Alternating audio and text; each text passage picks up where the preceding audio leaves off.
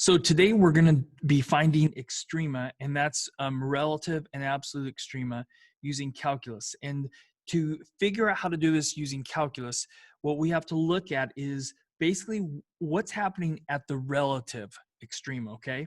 So right here at this point right here, we have a relative maximum, okay? It's also, if you look at this, the absolute, okay? But I'm more worried about the relative maximum, okay? So it's a relative max. And that's happening at the end point. Okay, and then right here we have a relative minimum. So this is a relative minimum.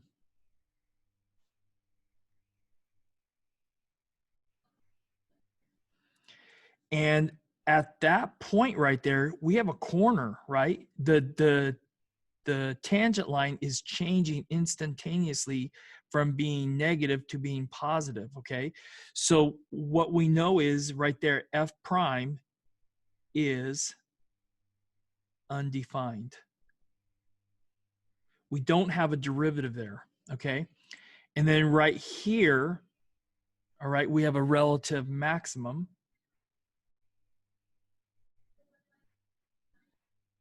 I'm just gonna write max. So relative max. And if we look, we have a horizontal tangent right there at that point. Now what that means is that f prime of f prime is equal to 0. So whatever the x value is right there, if we put it into the derivative, it's gonna wind up being 0 because we have a horizontal tangent right there, all right? And then right here, we have a relative minimum.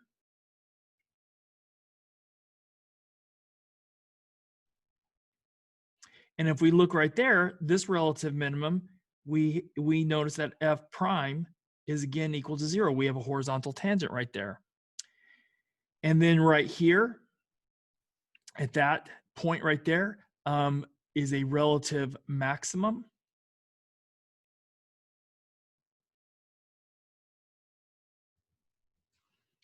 And right there, f prime is undefined because we have either a corner or a cusp, depending on what the function is.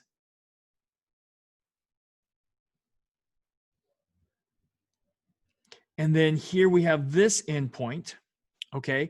And we have a relative minimum.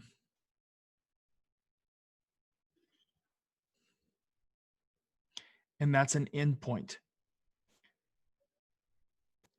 Okay, so what it is all of these are candidates for being absolute max. Because you remember, okay, every absolute one is also a relative one. So if we find all the relative ones and then see which one's the biggest, we will know which one's the absolute maximum or relative or absolute minimum, okay?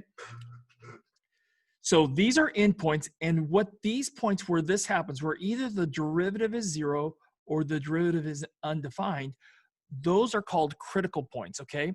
So a point in the interior of the domain. So we have to look at the domain, and if the derivative is either 0 or undefined within that domain, then we have a critical value, okay? And extrema can only occur at critical points and endpoints. That's where they're always going to happen. They can't happen anywhere else, okay?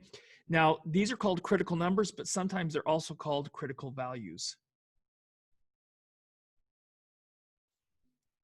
So you need to know, okay, especially for the final, okay, if I ask how many critical values are there? Well, in this case, there'd be 1, 2, 3, 4. There'd be 4 critical values, okay? What are they? And then you'd find these x values, okay?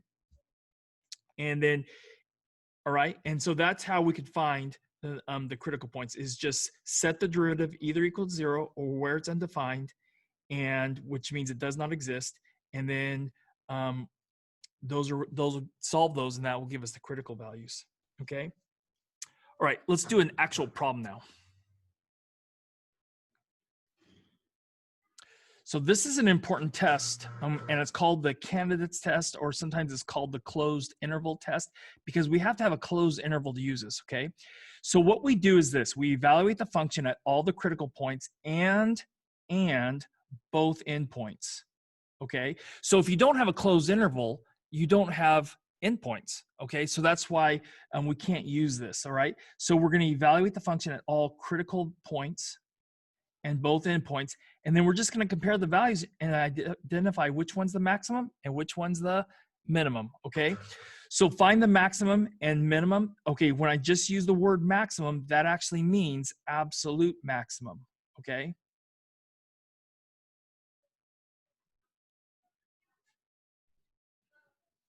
and this one's absolute minimum. Okay, and we have a closed interval. All right, and if you look, there's no restrictions on putting any numbers into this. So the domain, if we didn't have the closed interval here, we could say that the domain is negative infinity to positive infinity, which wouldn't be a closed interval test, right? Because it's negative infinity to positive infinity. However, we do have the domain, right? And we do have a closed interval, okay? So one is find the domain of fx. That's what we always want to do if we're not given it.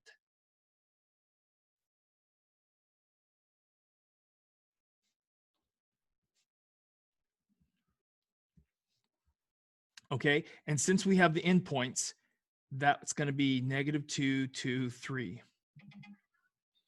Okay, the next thing we need to do is find the derivative of this. Okay, so find f prime of x. All right, and so f prime of x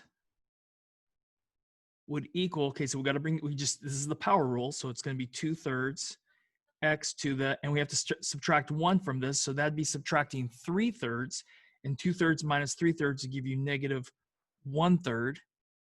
Okay, and then that would be 2/3 times 1/x to the 1/3 power, which would be 2/3x to the 1/3 power. Okay, so then the next thing I'm going to want to do is I want to find the critical numbers. And we're going to use this a lot, okay? So this isn't one day and we're done with this. We're going to be finding the critical numbers a lot in this unit. So we want to find the critical numbers, okay? So what are critical numbers? Well, that's where f prime of x is equal to 0 or f prime of x is undefined.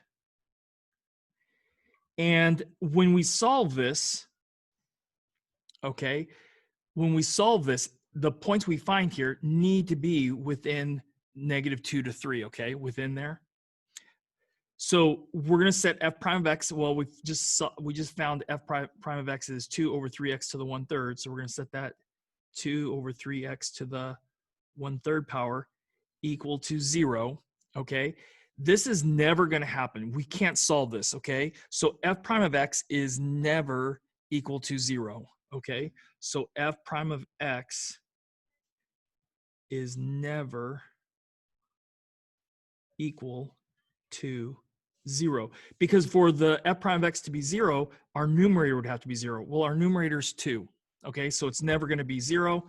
So there's no solution to this.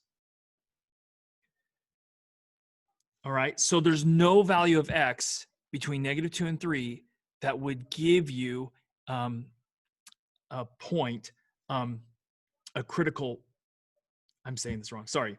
There's no point between -2 and 3 that would make the derivative equal to 0. Now there is where it's undefined, okay? And that would be when the denominator is equal to 0. So we set 3x to the 1/3, because that's the denominator, set it equal to 0.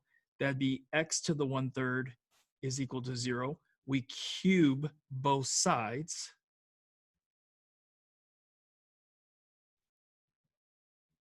And we get x is equal to 0. And that is within -2 to 3, okay? So then the last thing we need to do, all right, and this is going to be the final thing, is we evaluate the function at critical numbers and endpoints.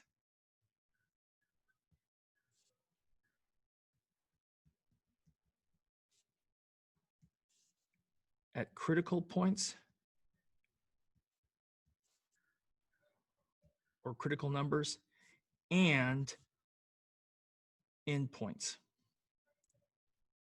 which means we need to find f of -2, and I'm going to go smallest to largest, so -2, that's an endpoint.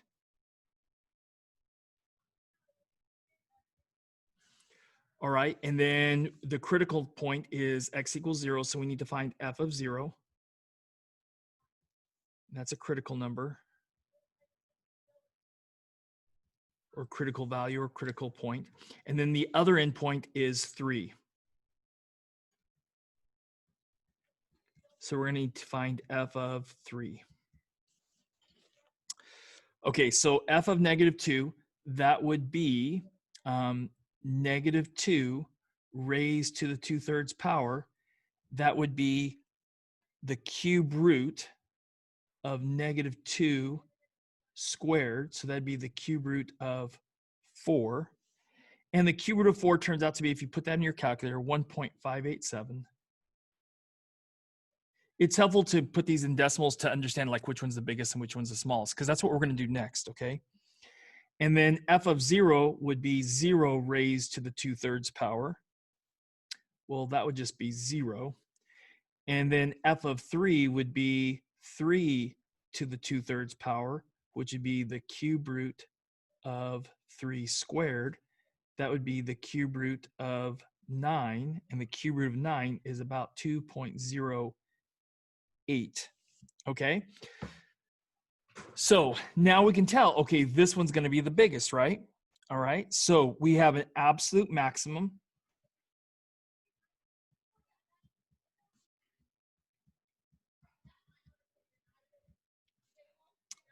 of, and that's the maximum, it's the cube root of 9 at x equals 3. And the smallest of these, okay, would be the 0 here, okay? So the absolute minimum of 0.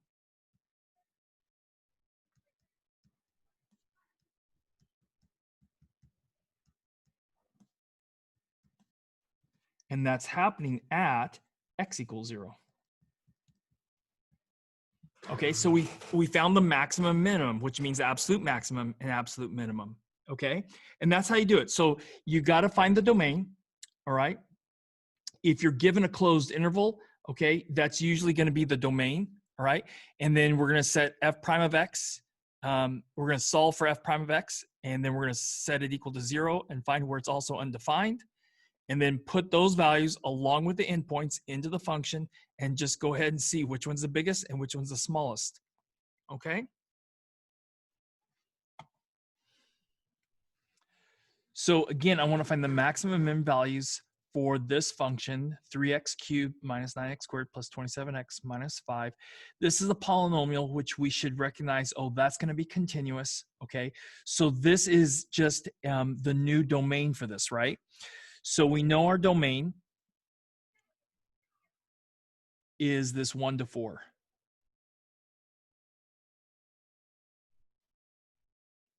All right. Now, the next thing we need to do is we need to find the derivative. So find f prime of x. All right. So then that would be f prime of x would equal 9x squared minus 18x plus the 27. That's just, I'm just using the power rule. And then the derivative of minus 5 would just be 0, so I'm not going to write it. All right. And then now we need to find the critical numbers.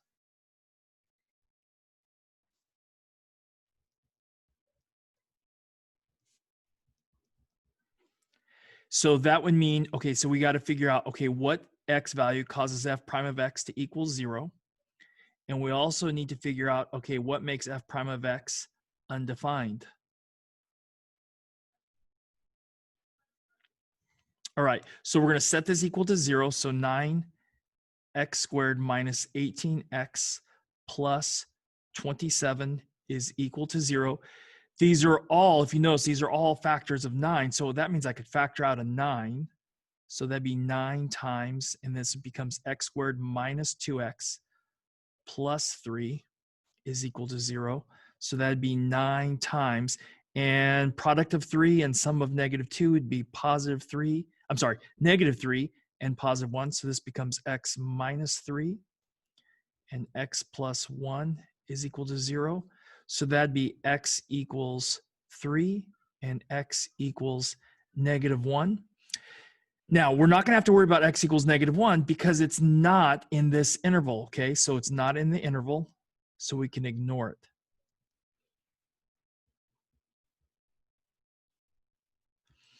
And then where is f prime of x undefined? Now, this is why I wanted you to write all your derivatives as single fractions, because this is always going to be undefined whenever the denominator is 0. And there's no denominator here, right? So this is never going to happen. So in this case, the original problem, right, the last problem we did, f prime of x equals 0. There was no solution to this one. Well, there's no solution to this one either. So this is never going to happen. All right. So now, our candidates are 1, 4, and 3. Okay. So we're going to evaluate the function.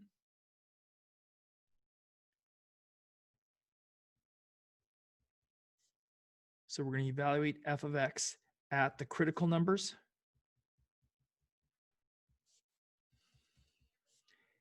and endpoints. Okay, so we need to find f of 1 because that's an endpoint. We need to find f of 3 because that's a critical number. And then we need to find f of 4 because that's an endpoint. So f of 1 would be, we put it back into the original function, so that'd be 3 times 1 cubed minus 9 times 1 squared plus 27 times 1 and then minus 5. And I'm going to grab my calculator and put that in. So this would be 3, actually I could do this. This would be 3 minus 9, which would be -6, plus 27 would be 23, minus 5 would be 18. All right. And then f of 3, that would be 3 times 3 cubed minus 9 times 3 squared plus 27 times 3 and then minus 5. And let's see what this one comes out to be. Okay. So this one I'm going to put in my calculator. Minus 9 times 3. I'm gonna put the, well, actually, I'll go to the graphing calculator and I'll show you this, okay?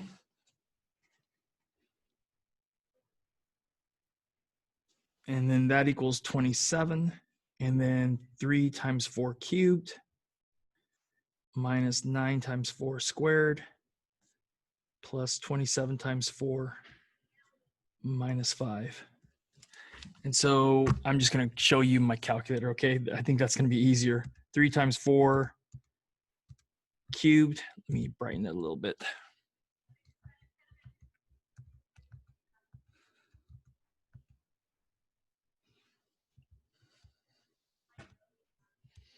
Okay, so minus 9 times 4 squared, and then plus 27 times 4, and then minus 5. Just double checking to make sure I typed it in right. And we get 151. All right, so we know that that's going to be the absolute maximum, and this one right here is going to be the absolute minimum. So this actually happened at the endpoints, right? All right, so that means we have an absolute maximum of 151 at x equals 4, and we have an absolute minimum of 18 at x equals 1.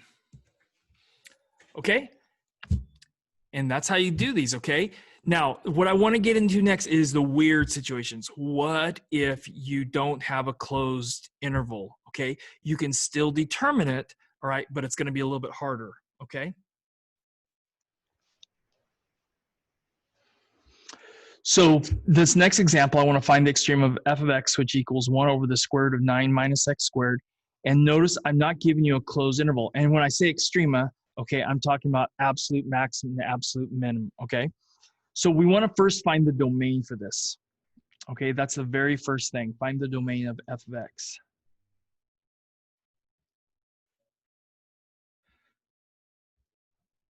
Okay, so the only restrictions we have is that this denominator cannot be 0. So the square root of 9 minus x squared cannot be equal to 0. All right, so we're going to square both sides. So that gives us 9 minus x squared cannot be 0. And then I'm going to add x squared to both sides. So 9 cannot be x squared. And so what can x not be? X can't be 3 because that would cause it to be 9, but x also couldn't be negative 3.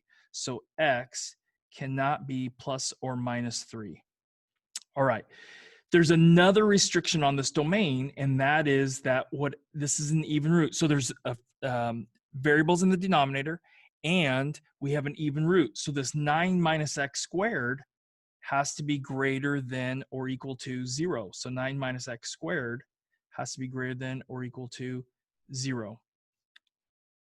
All right, so now if we factor this, you should notice this is a difference of squares, so we can factor this into 3 minus x and 3 plus x is greater than or equal to 0. And we're going to try to figure out, okay, what x's cause this to be greater than 0? Well, it could be where both of these are positive or where both of these are negative, okay?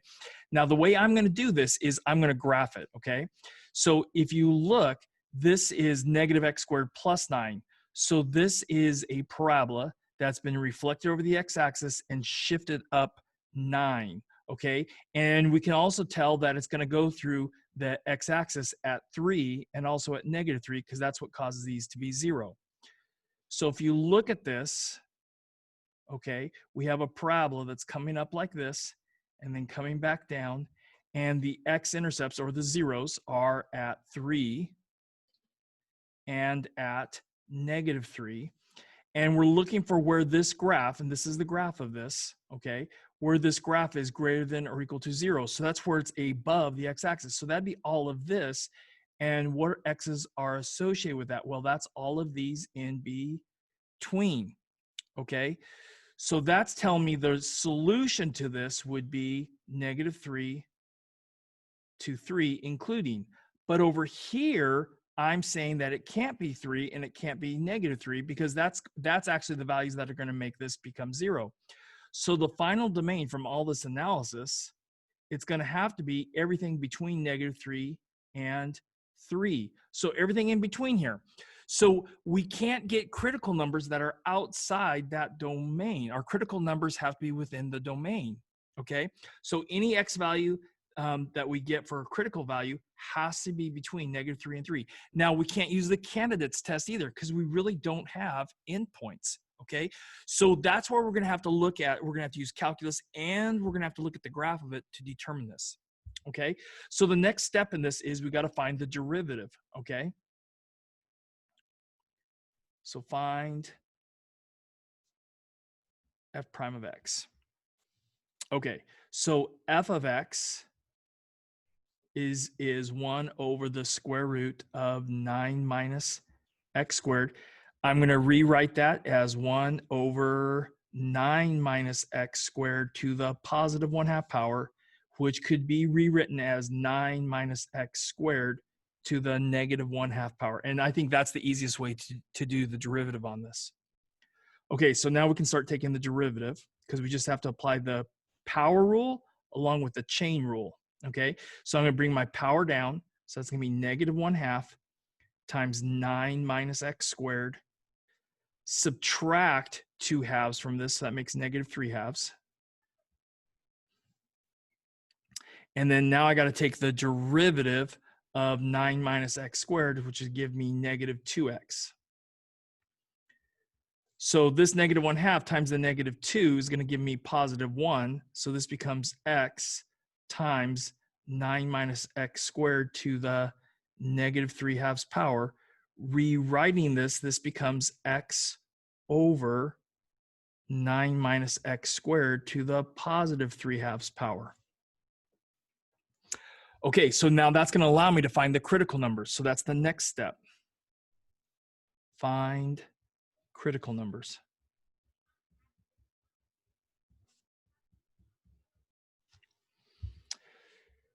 So we need to figure out, okay, what causes f prime of x equal to 0 and what causes f prime of x to be undefined.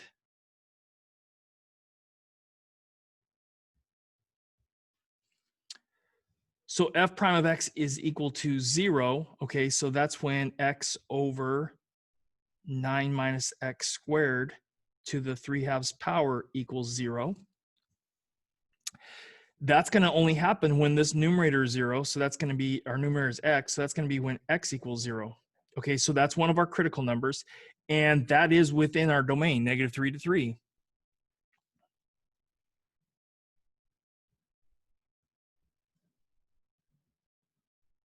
So domain plays a critical part in this, okay? Now, f prime of x is undefined. So that's going to be where this denominator is equal to 0. So that'd be 9 minus x squared raised to the 3/2 power is equal to 0. I'm going to raise both sides to the reciprocal power. Okay, so if I raise this to the 2/3 power, okay, this I'm just going to be left with 9 minus x squared. And then 0 to the 2/3 power, which would give me just 0. And now I'm going to add x squared, so that'd be 9 is equal to x squared. And once again, I've solved this up here, right? And x is equal to 3 plus or minus 3, or 3 and -3. Okay, but 3 and -3 are not part of the domain.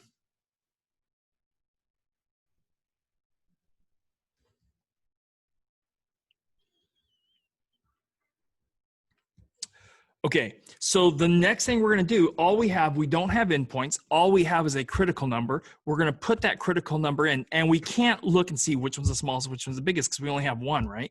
We don't have the endpoints to do that. So we're also going to have to look at the graph of this, okay? So the next is we're going to evaluate function at the critical points.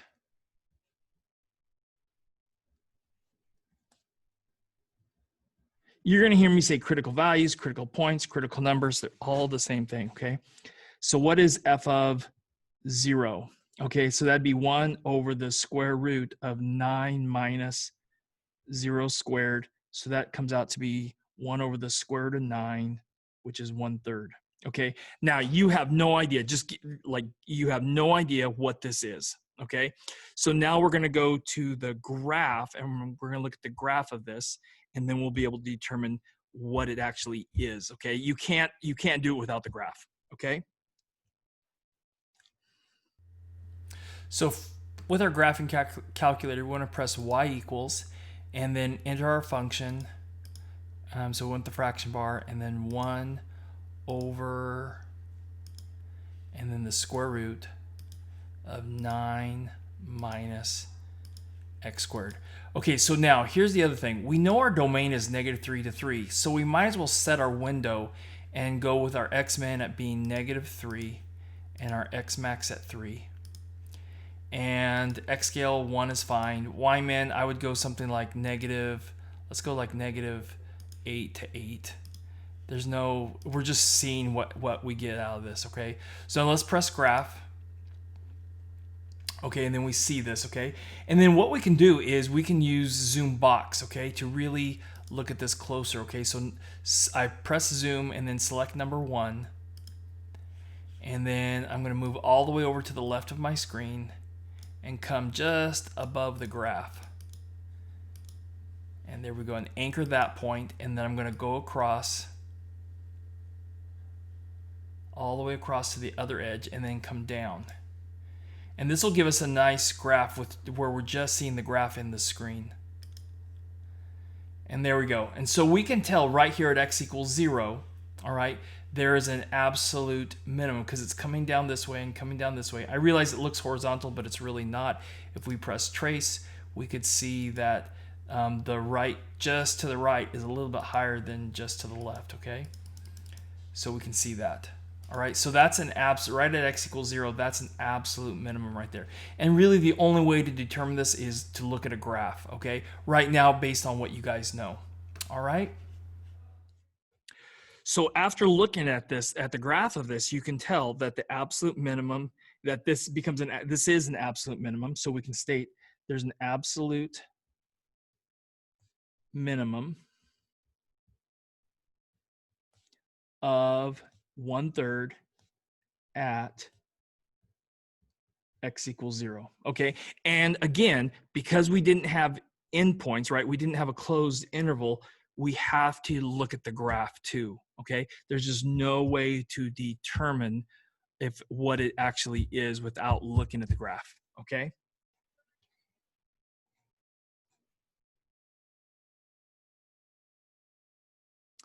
Okay, for this last problem, we want to find the extrema of fx is 5 minus, so the function is 5 minus 2x squared when x is less than or equal to 1, and x plus 2 when x is greater than 1. Now, this is a piecewise function, and I'm going to show you in a minute how to graph this on the graphing calculator.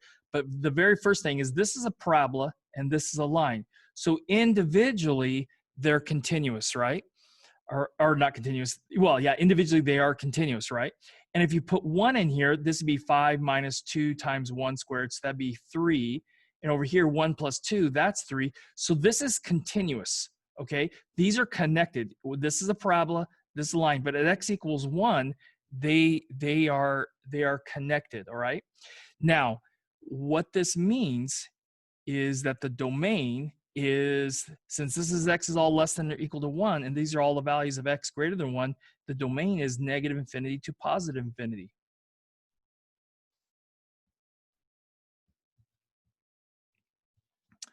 Okay, so that's the very first thing. Okay, so then the next thing we need to do is we need to find the derivative of this. Okay, how do you find the derivative of a piecewise function?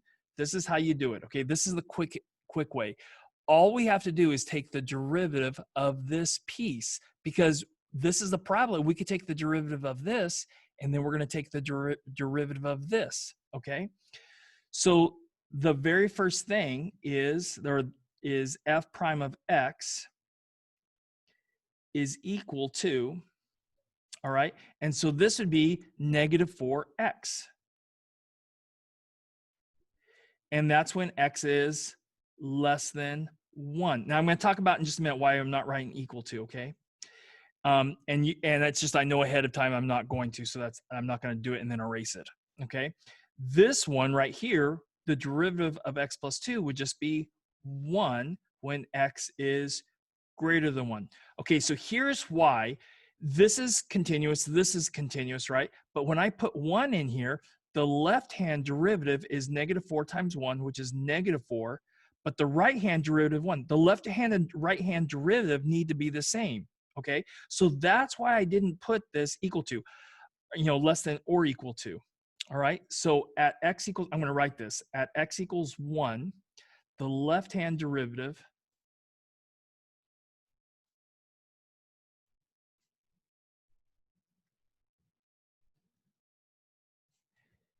is negative 4, and the right-hand derivative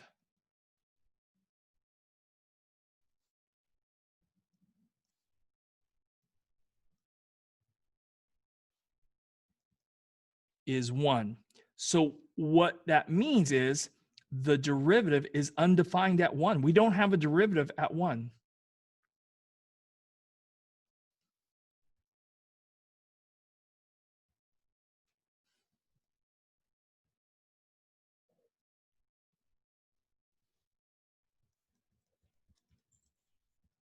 All right.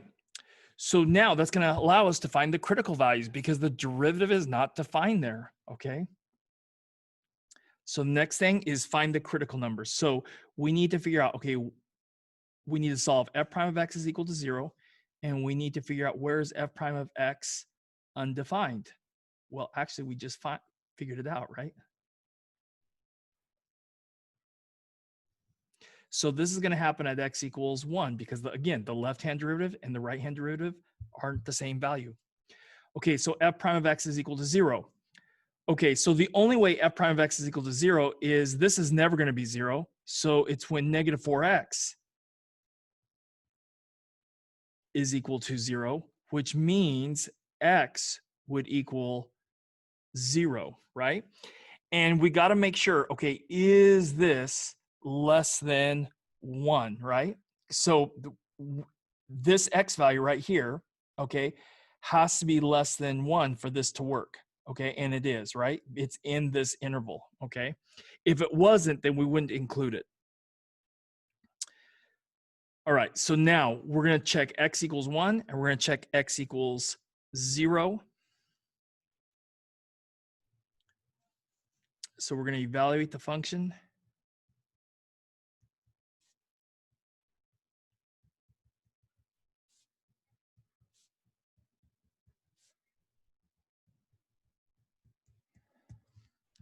So f of 0, well, we're going to put that into the top piece. So that'd be 5 minus 2 times 0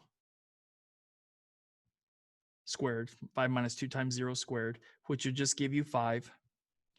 And then f of 1, well, f of 1, we're going to use the same piece.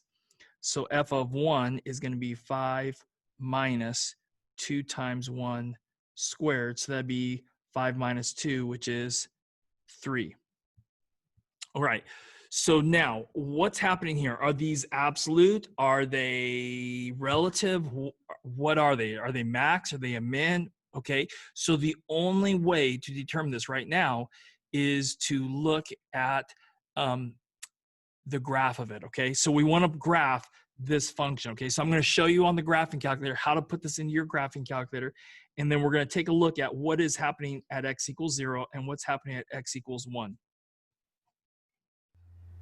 And then we want to go back to and press y equals, and then we want to clear out the function that we were using earlier. So we'll clear that out. And then we want a piecewise function. So in order to graph a piecewise function, you have to access the math menu. So we're going to press math, and then here's math. These are all the selections. You can scroll down or you can scroll up. Okay, I'm going to scroll up because I just know it's going to be quicker. Up to this piecewise, which is B. Okay, and our function has 2 pieces. So I'm going to select, I did the left arrow to select to get to 2, and then I'm going to come down and select OK. And then so we know this first piece is 5 minus 2x squared. So I'm typing that in. And then the bottom piece is x plus 2.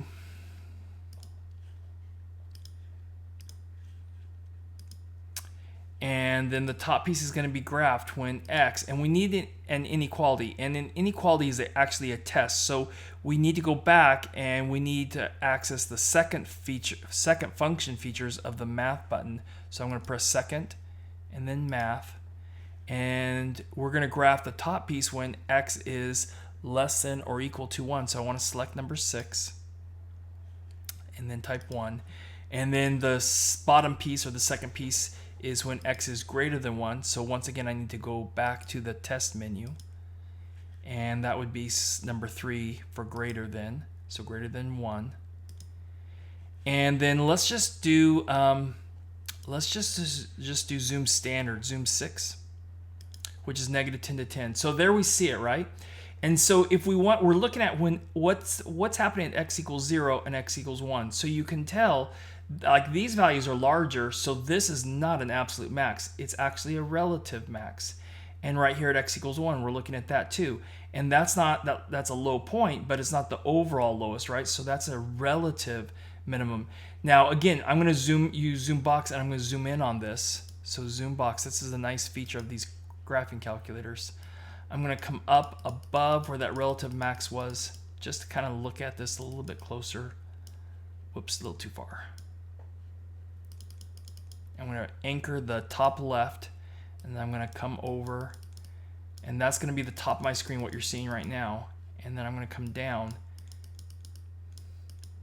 Okay, so this is going to be the bottom of my screen right here. This is going to be this right here is going to be the top of my screen. This is going to be the right of my screen, and this is going to be the left of my screen once I press enter. And there we have it. So yeah, that's a relative maximum right there. And this is a relative minimum right here. You can really tell. All right. So from the graphing calculator, we can tell that there's a relative max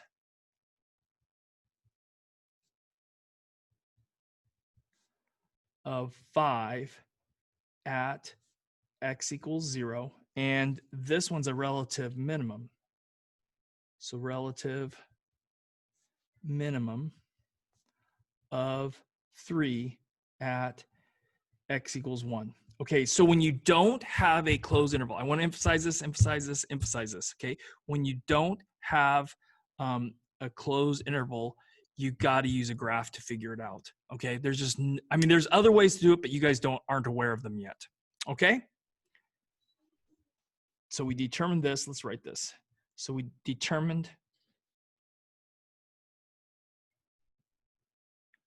from looking at the graph